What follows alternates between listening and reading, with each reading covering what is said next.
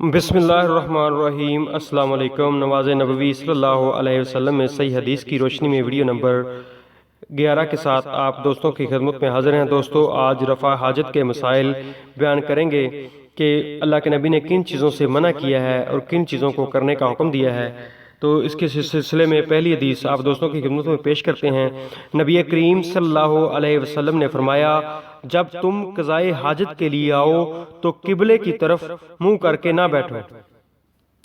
نبی کریم صلی اللہ علیہ وسلم نے گوبر اور ہڈی کے ساتھ استنجا کرنے سے منع فرمایا ہے۔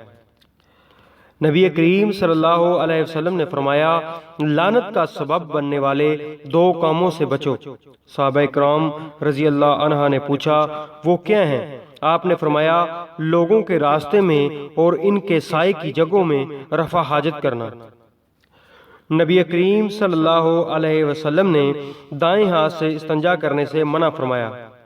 نبی کریم صلی اللہ علیہ وسلم نے فرمایا، جو کوئی پتھر سے استنجا کرے وہ طاق پتھر لے۔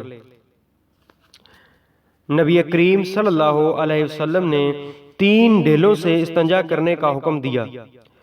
رسول اللہ صلی اللہ علیہ وسلم نے 3 ڈھیلوں سے کم کے ساتھ استنجا کرنے سے منع فرمایا۔ نبی کریم صلی اللہ علیہ وسلم جب رفع حاجت کے لیے جاتے تو دور چلے جاتے۔ آپ صلی اللہ علیہ وسلم پانی کے ساتھ بھی استنجا فرماتے تھے۔ عبداللہ بن عمر رضی اللہ عنہ فرماتے ہیں کہ رسول اللہ صلی اللہ علیہ وسلم پیشاب کر رہے تھے کہ ایک آدمی نے آپ کو سلام کیا مگر آپ نے اس کا جواب نہ دیا۔ اس حدیث سے معلوم ہوا کہ رفع حاجت کی حالت میں کلام کرنا مکروہ ہے۔ سیدنا ابو ہریرہ رضی اللہ عنہ روایت کرتے ہیں کہ نبی کریم صلی اللہ علیہ وسلم قضائے حاجت کے لیے جاتے تو میں ایک برتن میں پانی لے آتا، آپ اس سے استنجا کر لیتے، پھر میں ایک اور برتن میں پانی لے آتا جس سے آپ وضو کر لیتے۔ جس شخص کو رفع حاجت کی طلب ہو اور نماز کھڑی ہو چکی ہو، پہلے وہ حاجت سے فراغت پائے پھر نماز پڑھے۔